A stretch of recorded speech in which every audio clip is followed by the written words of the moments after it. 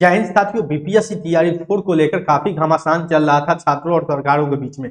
उसी बीच में छात्र का डिमांड था कि बीपीएससी तैयारी 4 की परीक्षा के बारे में जो घोषणा पत्र जारी की है सरकार, दोनों पक्ष से कि घोषणा पत्र में जारी हो, मैनिफेस्टो में जारी हो और उसको लेकर साफ लिखा जाए कि कितनी सीटों पर बहाली होगी, इस चीज को लिखा जाए।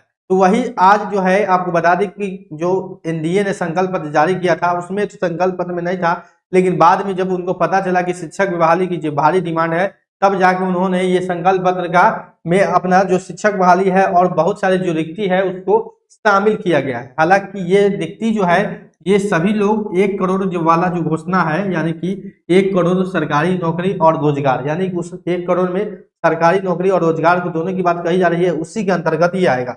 यहाँ पर देखें कि सभी विभागों में रिक्तियों पर शीघ्रता से नियुक्ति के लिए हम प्रतिबद्ध है।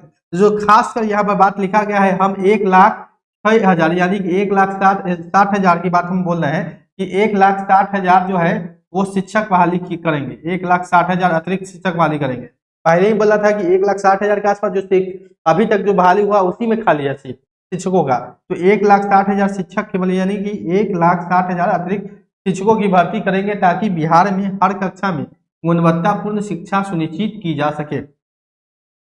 साथ साथ पुलिस विभागों में भी बोला गया है कि हम पुलिस विभाग के अतिरिक्त पदों पर त्वरित नियुक्ति कर पुलिस जनसंख्या अनुपात को राष्ट्रीय मानक के अनुरूप करेंगे। पीपी में मॉडल पर सभी सरकारी कर्मचारी के लिए उनके कार्यस्थल के पास न्यूनतम किराया पर टाउनशिप की व्यवस्था करेंगे, जिसमें विशेषकर ध्यान डॉक्टर, शिक्षकों और पुलिसकर्मियों की होगी। यानी ये आवास की बात बोल रहे हैं, जहां पर आपको ड्यूटी जो मिलेगा वहां पर आपको आवास भी, सरकारी आवास भी उपलब्ध कराया जाएगा या सरकारी आपको खर्चा मिलेगा आवास का।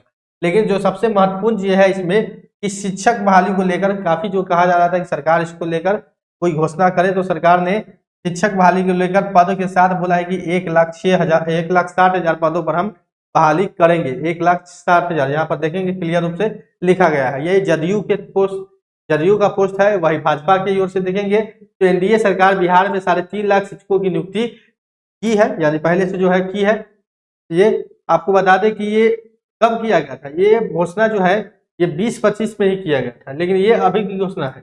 या देखेंगे ये पुराना घोषणा हम इसलिए बता रहे हैं कि पहले तो भाजपा ने बताया था ये 2020 का है, ये 2020 में जब घोषणा की थी भाजपा ने, लेकिन बहुत सारे का सवाल है कि इस पर जो है काम हुआ है कि नहीं, वो भी देखने वाली बात होगी। हालांकि शिक्षक बहाली तो हुआ है, इसमें भी संशय नहीं है, शिक्षक बहाली हुआ है, लेकिन अब जो शिक्षक बहाली को लेकर नया घोषणा को लेकर ये 25 से 30 वाले मैटर को लेकर है, 2025 से 30।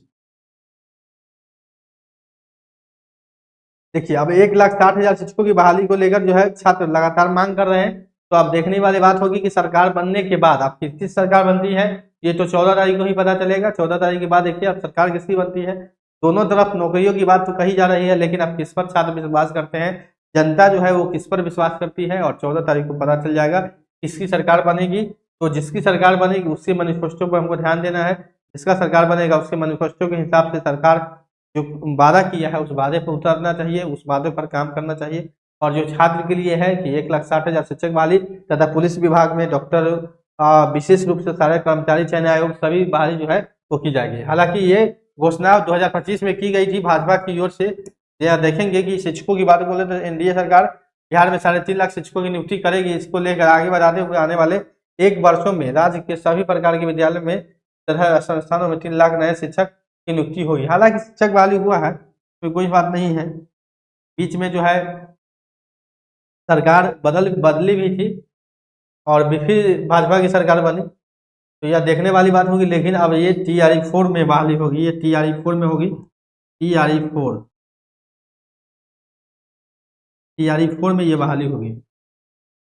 TRE 4 के लिए 1,60,000 पद है सभी क्लासों के लिए। अब देखने वाली बात होगी कि होता क्या है आगे, इंतजार कीजिए 14 तारीख तक इंतजार कीजिए कि सरकार पहले किसका बन रहा है, उसके बाद तो देखने वाली बात होगी कि कौन सरकार आपकी बात मानने वाला है, कौन सबसे पहले आपकी बहाली करेगा। मिलते हैं अगले अपडेट में, अभी के लिए इतना ही, धन्यवाद।